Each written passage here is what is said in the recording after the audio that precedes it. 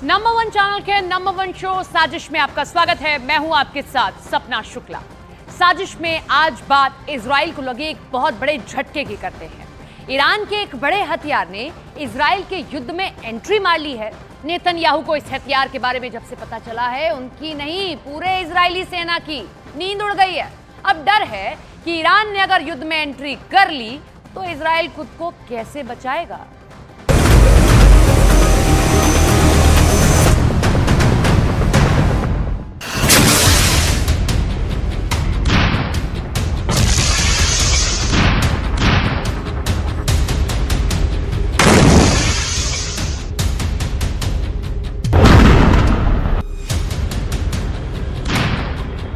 Israel को एक नहीं, दो नहीं, तीन नहीं, 10-20 नहीं, 100-200 नहीं, बल्कि 358 मौत देना चाहता है ईरान।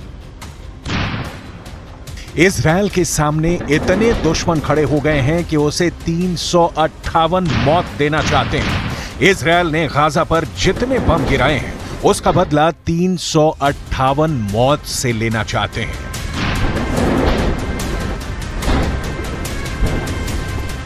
358 मौत के क्या मायने हैं?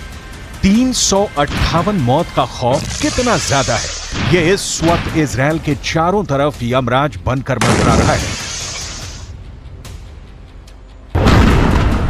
यहां हिजबुल्लाह भी है, ईरान भी है, हूथी भी है और अब इराक का वो मिलिशिया भी है जिसने अमेरिका का जीना मुश्किल कर दिया है। आखिर 358 मौत है क्या और इजराइल क्यों इससे घबराया हुआ है?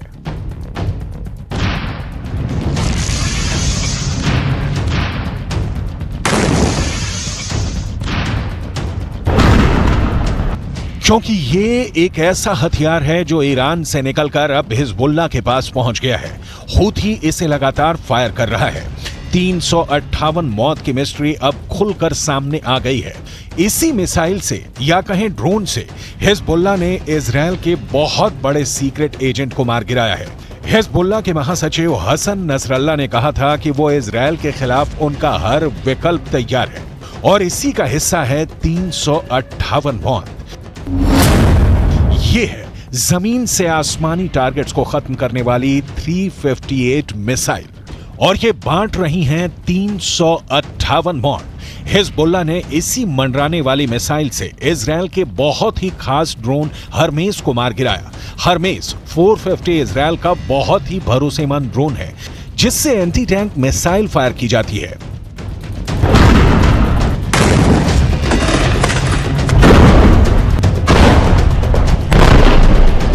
जब ये ड्रोन लेबनान के आसमान में पहुंचा तो हिजबुल्लाह ने उस पर 358 मौत बांटने वाली मिसाइल फायर की और देखिए क्या नतीजा निकला।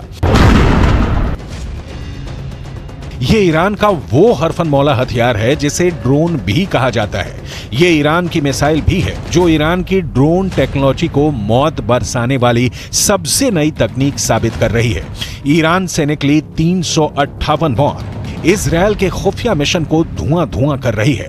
ये मिसाइल भी है और ड्रोन भी। ये कैसे अपने टारगेट को खत्म करती है, इसकी तकनीक की बहुत बारीक बातें समझ लीजिए। 358 नाम की ये मिसाइल एक ड्रोन की तरह काम करती है जो फायर करने के बाद आसमान में 8 नंबर के आकार की तरह गश्त लगाती रहती है और जैसे ही टारगेट इसकी जद में आता है ये उससे जाकर टकरा जाती है। 358 मिसाइल में आगे की तरफ लगा इंफ्रारेड सेंसर इसे टारगेट की भनक देता है और फिर यह अपने निशाने की तरफ बढ़ जाती है। ये एक ड्रोन से तेज रफ्तार से चलती है जबकि एक मिसाइल के मुकाबले में इसकी स्पीड कम होती है।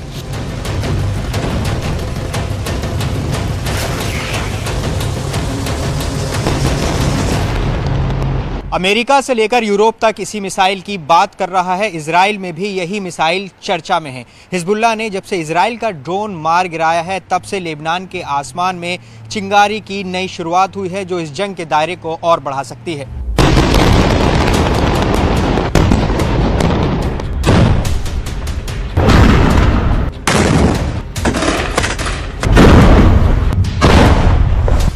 इस बीच ईरान से एक नई तस्वीर वायरल हो रही है। ये है ईरान के सुप्रीम लीडर अली खामनेई की। जो ईरान के गाजा नाम के ड्रोन को देखने पहुंचे। इस ड्रोन को ईरान का सबसे पावरफुल लीडर क्यों देख रहा है, इस वक्त पूरी दुनिया में इसके मतलब निकाले जा रहे हैं।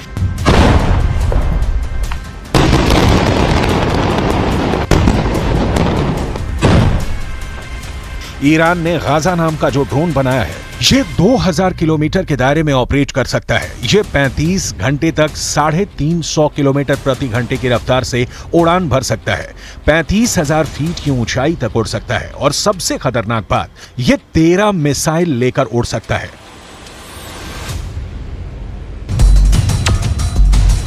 ठीक ऐसे ही अपने हथियार ईरान ने रूस को भी दिखाए थे। जब 19 सितंबर को रूस के रक्षा मंत्री सर्गेई शोइगु ने ईरान का दौरा किया था। यह दौरा बहुत सीक्रेट रखा गया। हालांकि जो तस्वीरें सामने आई उसमें यह साफ हो गया कि सर्गेई शोइगु ईरान की खास मिसाइल देखने तेहरान आए। ईरान ने उनके सामने अपने एक एक हथियार की डिटेल रखी। इसमें ड्रोन भी थे और बैलिस्टिक मिसाइल भी, ठीक वैसे ही हथियार जो रूस को यूक्रेन में लड़ने के लिए चाहिए। ईरान के एरोस्पेस फोर्स के commander brigadier general Amir Ali Hajizadeh साथ थे और वो बता रहे थे कि रूस को क्या लेना चाहिए, किस हथियार से उनकी जरूरत पूरी हो सकती है। तब शोइगु ने 358 नाम के इस मिसाइल में बहुत दिलचस्पी दिखाई और ईरान के अफसरों ने भी बताया कि इस हथियार से वो यूक्रेन के ड्रोन और क्रूज मिसाइल को खत्म कर सकते हैं। Нацелены на реализацию всего комплекса запланированных мероприятий, несмотря на противодействие со стороны Соединенных Штатов Америки и Западных союзников.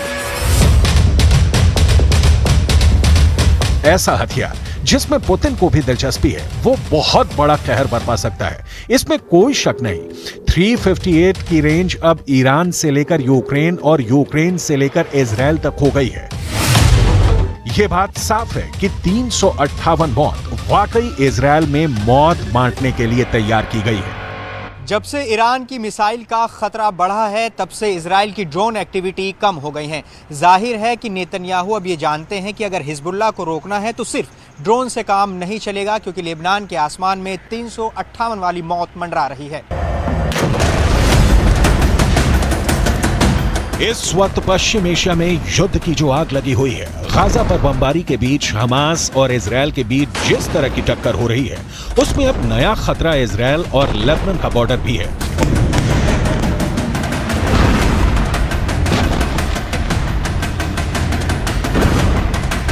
यहां भड़के शोले अब युद्ध की इस आग को 10 गुना भड़का सकते हैं और अब दुनिया में सिर्फ 4 लोग इसे कंट्रोल कर सकते हैं।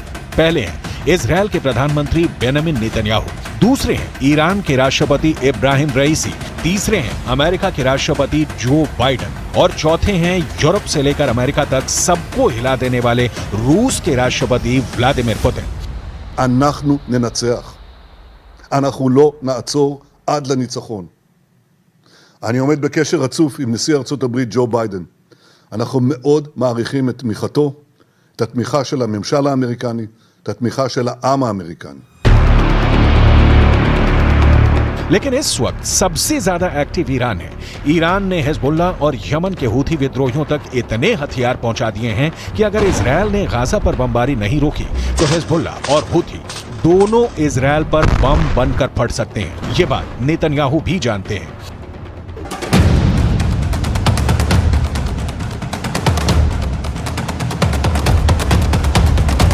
इस वक्त लेबनान और इजराइल के मौत वाले बॉर्डर पर हिजबुल्ला का पूरा कंट्रोल है। हिजबुल्ला अब ऐसी मिसाइल फायर कर रहा है जिसके आगे इजराइल के टैंक तोप रगड़ते हुए नजर आ रहे हैं। हिजबुल्ला ने निकाली है 3 बहुत ही खतरनाक एंटी टैंक मिसाइल और मल्टी बैरल रॉकेट लॉन्चर। ये मिसाइल ईरान से सप्लाई की जाती रही हैं और ऐसी मिसाइलों का हिजबुल्ला के पास बहुत बड़ा जखीरा है।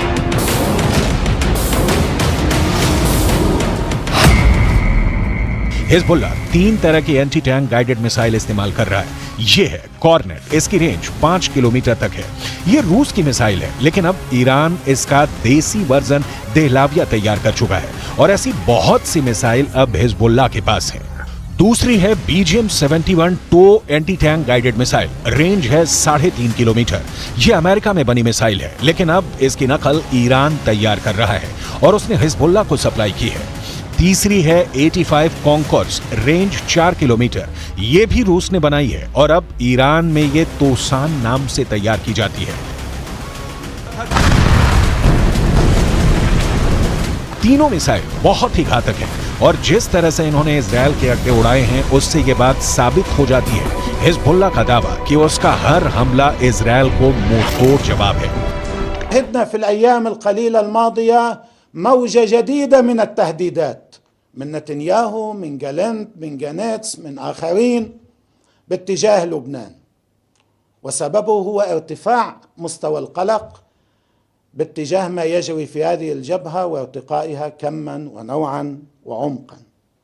طبعا نحن سنستمر في هذا الموقف، في هذا الأداء. कुल मिलाकर यह बात साफ है कि अब हिजबुल्लाह 358 मौत के साथ इजरायल पर हमला कर रहा है।